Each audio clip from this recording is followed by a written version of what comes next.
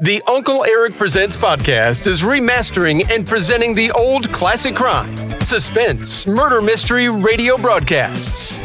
Grab yourself a drink and some popcorn, turn the lights down low, snuggle back on the sofa, and let your imagination flow while listening to a thrilling classic crime radio episode now.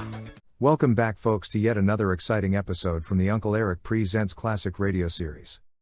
Today's episode comes from the classic Mr. Keane Tracer of Lost Persons series, and is titled, The Silver Dagger Murder Case, and first aired in 1949. It's a real thriller. If you like this episode, please consider buying Uncle Erich a cup of coffee at the support link below. Thanks a million. Now enjoy this episode of The Silver Dagger Murder Case. It's time now for Mr. Keane, Tracer of Lost Persons.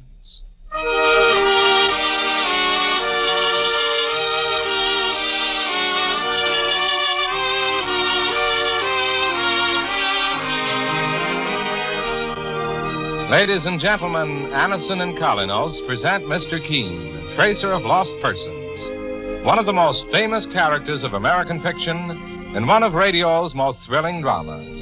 Tonight and every Thursday at this same time, the famous old investigator takes from his file and brings to us one of his most celebrated missing persons cases. Tonight's case is entitled The Silver Dagger Murder Case.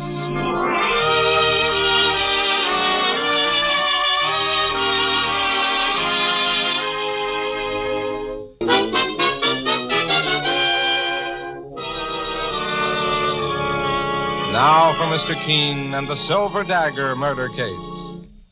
Our scene opens in a three-story, privately owned white stone house in metropolitan New York.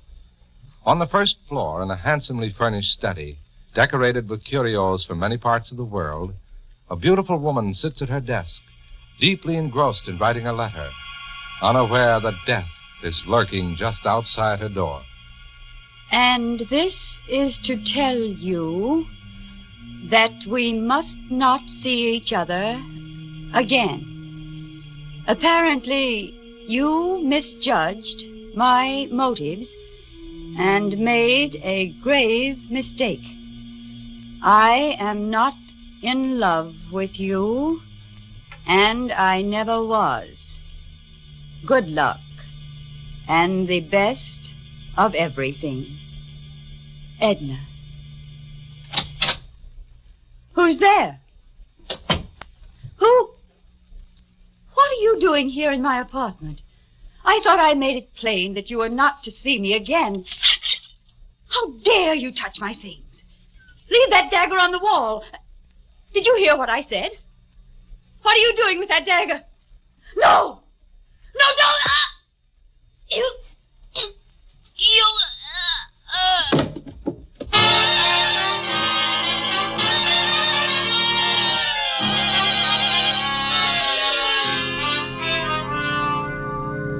Sorry to disturb you, Mr. Keane. Oh, that's quite all right, Mike. Well, there's a strange-looking feller in the outer office. He wants to see you. A strange-looking man? He's got a French accent, but he's wearing an outfit like a moving picture extra. Says his name is Lafarge, and it's a matter of life and death. I'll see him at once, Mike. Right, sir. And wait till you get a look at his makeup, boss. Sure, all he needs is a camel, and he'd be set for a trip across the desert. You wanted to see me? You are Monsieur Keane? Yes. My name is Lafarge, Monsieur Jean Lafarge. I am grateful that you consent to see me, Monsieur Keane. The situation cannot wait. Please sit down, Mr. Lafarge. You've met my partner, Mike Clancy. Yes, of course. Can I ask you one question, mister, before you tell the boss what's on your mind? But naturally, Monsieur Clancy. Where did you get that outfit? I am a North African, Monsieur. My home is in French Morocco. Part of this costume is Arabian. If you don't mind my saying so, Mr. Lafarge, you don't look Arabian to me. I am French, Monsieur Keane. My parents left France and moved to North Africa, to Casablanca, when I was a child. What was it you wanted to see me about, Mr. Lafarge? Murder, Monsieur. Saints preserve us. What's going on? Last night, a woman named Edna Coring was killed in her home here in New York. Edna Coring? Seems to me I've heard that name before. She was a very wealthy and beautiful woman, Monsieur Keane. Much in the news. Well, I didn't read about a murder in the papers this morning. It was kept from the papers, Monsieur Clancy. The police believe they will have a better chance to catch the killer if there is no publicity at the moment. Then how did you learn about it, Mr. Lafarge? I had an appointment with Edna, Miss Coring, last night. When I reached the house, the police were there investigating her murder. The man who found her body, a servant, told me what happened. And you spoke to the police? No, monsieur, I did not. I left immediately without going upstairs. I see. But please, let me explain everything first. Very well, Mr. Lafarge. I first met Miss Coring in North Africa 3 years ago. She was on a tour, and she came to my place of business.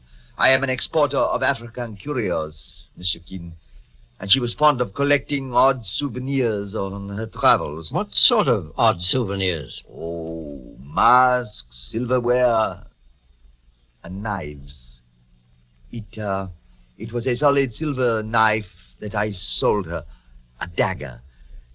It was used by her murderer. And is that why you were so reluctant to speak to the police? Because you had sold her the murder weapon? That and my relationship with Edna Coring. We were very good friends, and nothing more. But the police may think... Mr. Keane, it is not for myself alone that I beg for your assistance. Edna Coring was a wonderful woman. It is only fitting that I should ask you, one of the greatest investigators in the country, to see that her murderer is caught. It seems to me, Mr. Lafarge, that your story isn't complete. Monsieur? Are you holding anything back from me? You are a very discerning man, Monsieur Keane. Yes, there is something else. I only hesitate because I don't want to involve a young man who may be innocent. Who is this young man? His name is Alan Cody. He is a young, ambitious playwright who is still unknown. I have every reason to believe that Edna Coring was in love with him. She told me about young Cody. You also have reason to believe Alan Cody may have murdered her? She told me several days before her death that she was breaking off with him. She said that she intended to send him a letter, but I could see it was making her nervous. She wasn't quite sure how he would react. Why was Edna Coring breaking off with this young man? She said there was too much of a difference in their ages, at least 14 years. Perhaps there was another reason, I do not know. However, if I may suggest it, young Cody would be the man to question first about her murder. Yes, obviously. Here is my card, Monsieur Keane. I will write young Cody's address on the back for you. Very well. You have no idea how grateful I am for your help. This horrible thing has become a nightmare. But now I feel safe. You're safe, Mr. Lafarge, as long as you remain on the list of innocent people. I beg your pardon? If I accept this case, I intend to make a thorough investigation of everyone connected with it, Mr. Lafarge, including you. I understand that, Monsieur Keane. Very well. Mike Clancy and I will have a talk with Alan Cody. Perhaps he'll prove to be a starting point in our search for Edna Coring's murderer.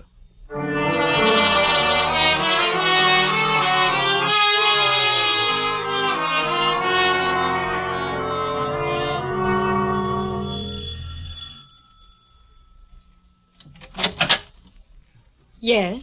We're looking for Alan Cody. Does he live here? Why do you want to see him? I'll explain when I meet Mr. Cody. Who is it, Juliet? Someone to see Alan. Someone else? May I ask who you gentlemen are? My name is Juliet Forsyth, and this is Mrs. Cody, Alan's mother. My name is Keane. My partner, Mike Clancy, and Keane. I knew it. Something awful has happened to Alan, Mrs. Cody. Mr. Keane's a private investigator. Calm yourself, Juliet. I trust my boy implicitly. I knew those other men who came here this morning were policemen, even though they weren't in uniform. And now, Mr. Keane... Mrs. Cody, has someone questioned you about your son, Alan? Yes, Mr. Keane. They were looking for him. They didn't tell me why, but they acted like plainclothes police. They probably were. You see, your son is involved in a murder case. No! Juliet, please leave me alone with these gentlemen. I'll phone you at your flat later on. Very well, Mrs. Cody. I'll expect to hear from you. Miss Forsyth and your son are friends, Mrs. Cody? Yes, Mr. Keane. Juliet and Alan have been friends since childhood. She's a wonderful girl, and my son is a good boy, no matter what they think he may be involved in. Where is he now, ma'am? I don't know, Mr. Clancy. And if I did, I wouldn't tell you until you've explained what Alan has to do with all this. A woman named Edna Coring was stabbed to death in her apartment last night. Edna Coring? You knew her, Mrs. Cody? Yes, and so did Alan. That's why we want to question But him. if you think my son had anything to do with it, Mr. Keane... I understand your son was in love with a murdered woman. That's not true. Then what was his relationship with her? Well, it was purely business. He's just finished writing a play, and Edna Coring was interested in helping him get it produced. She had money, and... I know that. However, my information links your son with Mr. Coring in more than a business way. Then your information is wrong, Mr. Keane. Mrs. Cody, please don't think I've come here believing your son had a part in Miss Coring's death. All I'm looking for are facts, and I thought he might be able to help me. I haven't seen Alan in 3 days, Mr. Keane. Does he live here with you? Most of the time, but he also has a small studio where he often works when he wants privacy. Where is that studio, Mrs. Cody? I don't know. You mean you won't tell me? Mr. Keane, Alan is my boy. He's all I had left in the world after his father died. I'd sooner die myself than do anything to hurt him. I respect your feelings as a mother, Mrs. Cody. I don't blame you. But if I could only convince you that we're here to help him if he's innocent, perhaps you'll cooperate. I don't want to be rude, but I've said all I'm going to say. Very well, Mrs. Cody. Let's go, Mike. Mr. Keane. Yes? I swear to you my son is innocent. For your sake, Mrs. Cody, I hope I can prove it. But my mission is to find Edna Coring's killer. And when I do, I don't intend to spare him the penalty that all murderers must pay for their crimes.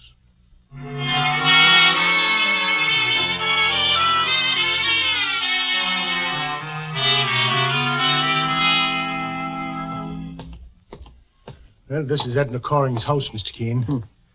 She evidently owned this entire white stone building. Well, perhaps there's someone inside.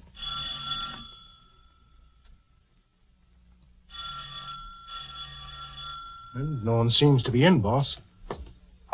I beg your pardon. Are you looking for someone? Oh, do you happen to know if anyone is home in Miss Coring's residence? Are you friends of hers? My name is Keane. My partner and I are private investigators. Oh, yes. I'm Anson Howe, Edna's husband.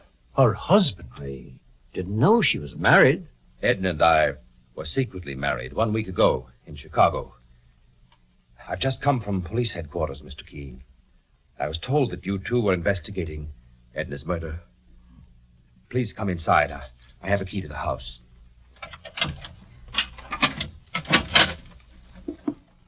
I only found out about Edna this morning when I arrived from Chicago. I'm not able to control my emotions completely as yet, so please forgive me. I understand, Mr. Howe. But perhaps you can tell me... Boss, what was that? Something hit the floor in that room. There must be a prowler in the house. Keep your gun handy, Mike, and let's investigate. Right, boss. I'll open the door. Fast. Stand where you are, young fella. Don't make a move. Who are you? I just came to see Edna Coring. Is your name Alan Cody? Yes. I thought so. How did you get in here? The door was open. It happened to be locked when we came in. Sure, and he climbed through that open window, boss. Well, all right. But I haven't taken anything. Except my own property. You mean that manuscript under your arm? If you'll let me pass, please. Just a moment, Alan. Let me see that manuscript. It's mine. I gave it to Edna to read, and I've taken it back. The boss asked for the script, young fella, so just be polite and hand it over. Give that back to me. Now, take it easy. Here it is, Mr. Keane. Alan, your play has an interesting title. Has it? The Dagger. It's a mystery melodrama. So I gathered. Sit down, Alan. What are you going to do, Mr. Keane? I'm going to read your play from cover to cover. It might prove to be as interesting as its title. The Dagger. Edna Coring, you remember, was stabbed to death with a silver dagger.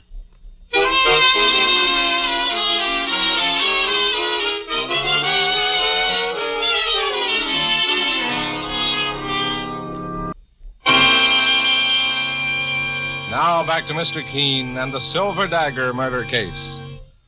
The murder of beautiful, wealthy Edna Coring brings Mr. Keane, the famous investigator, and his partner, Mike Clancy, to the scene of the crime, Miss Coring's New York residence.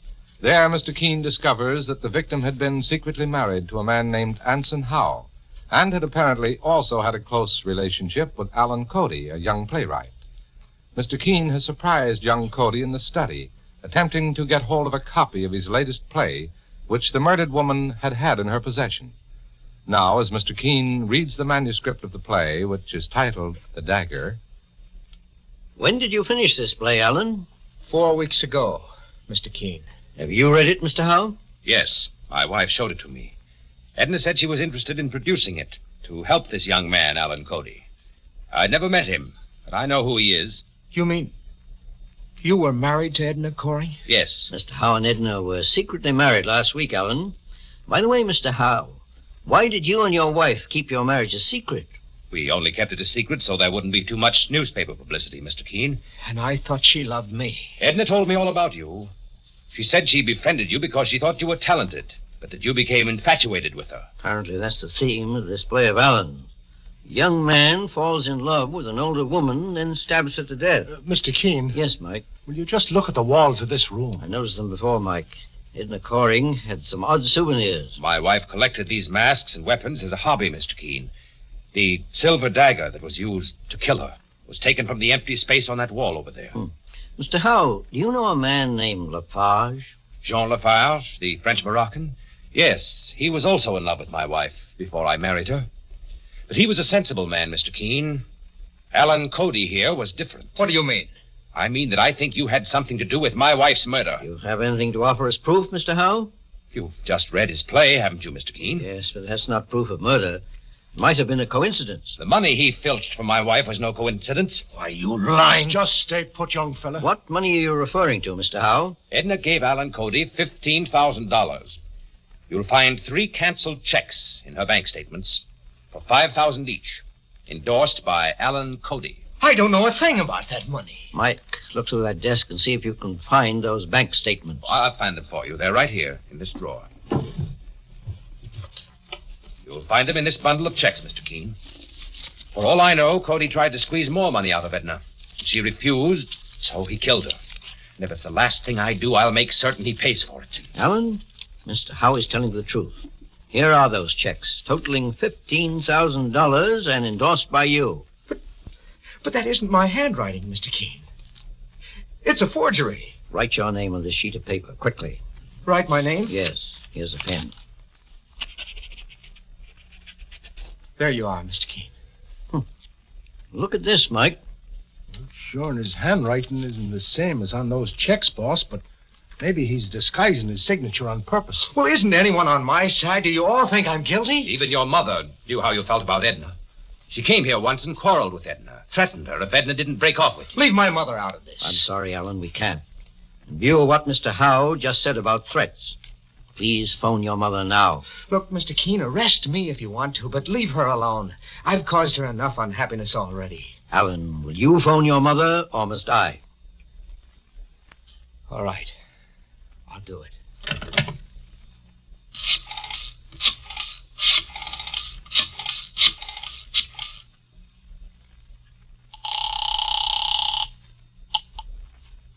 Hello? Juliet? Yes? Is this Alan? Yes. Let me speak to Mother, please. She's ill, Alan. She's in bed. The doctor just left. What's the matter with her? The strain was too much for her. Worrying about you. You'd better come home right away. I'll be right over. Mr. Keane, my mother's been taken ill. I've got to see her. Please give me a break. I won't try to run away. You'll find me there with my mother when you want me. On my word of honor. Your word of honor isn't enough in this case, Cody. Keep out of this, Howe. I think we can trust him, Mr. Howe. Go on, Alan. But don't leave your mother's flat until you hear from me. Thank you, Mr. Keane. How could you let him go, Mr. Keane? Suppose he... Alan Cody didn't murder your wife, Mr. Howe. At least he never endorsed these checks that were made out to him. Tell me, did your wife make these out herself? Is this her handwriting? Yes, of course. She told me she'd sent money to Alan to help him produce his play. And did she tell you that she sent these checks to him directly? Why, No, I just took that for granted. When we're dealing with murder, Mr. Howe, we take nothing for granted. Suppose we all follow young Cody to his mother's house. I have an idea that the solution to your wife's murder is there.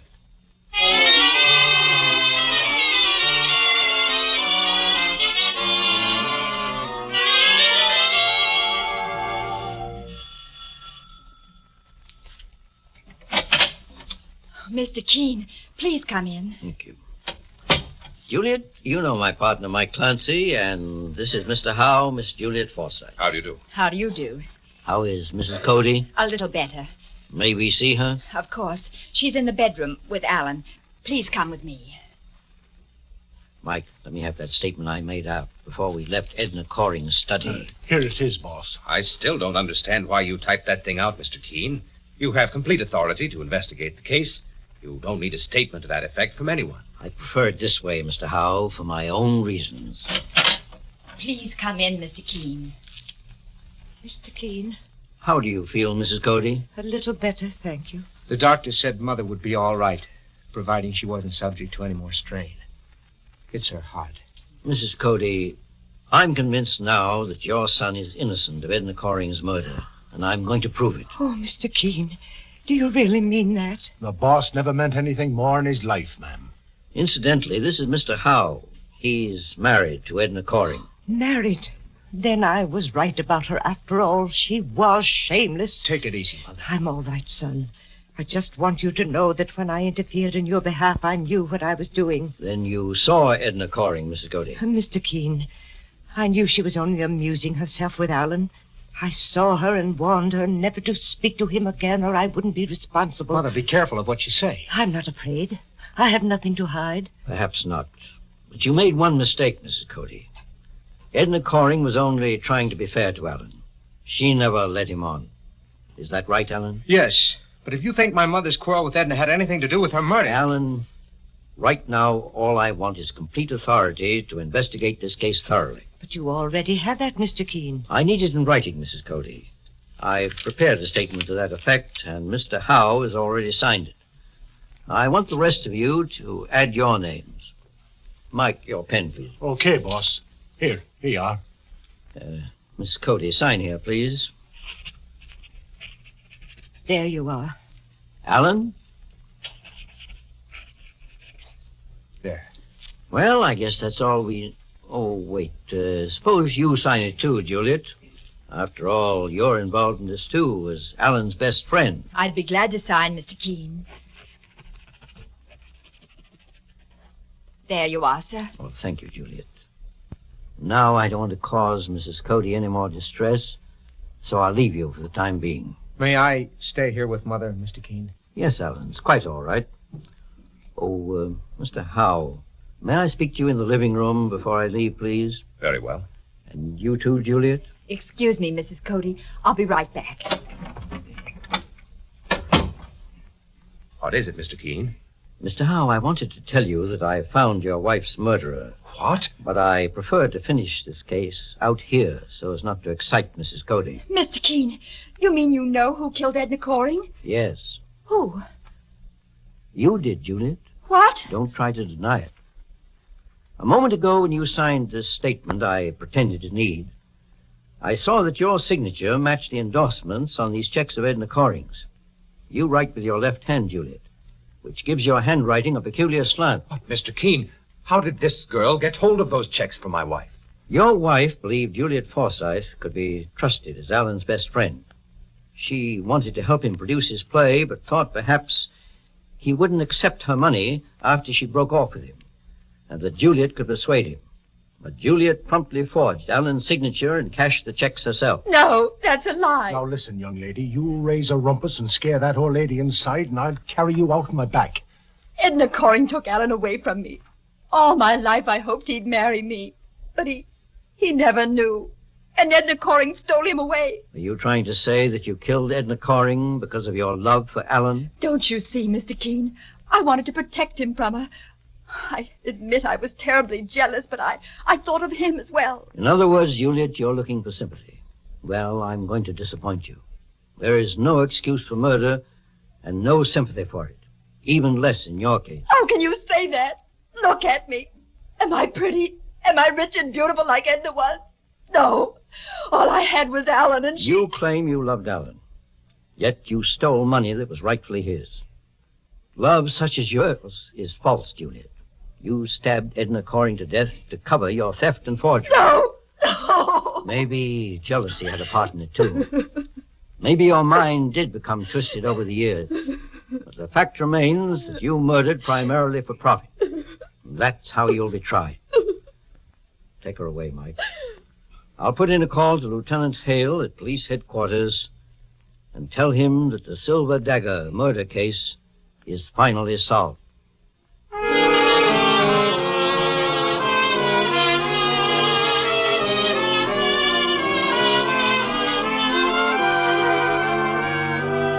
And so Mr. Keane finds the solution to the Silver Dagger Murder Case.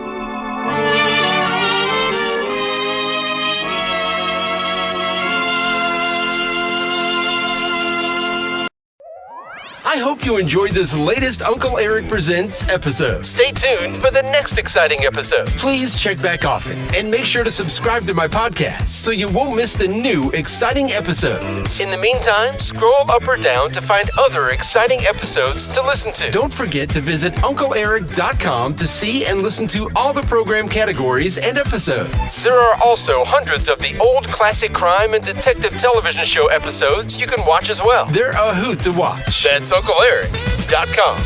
If you like this episode, please consider buying Uncle Eric a cup of coffee at the support link below. Thanks a million. Thanks for stopping by. Bye-bye for now.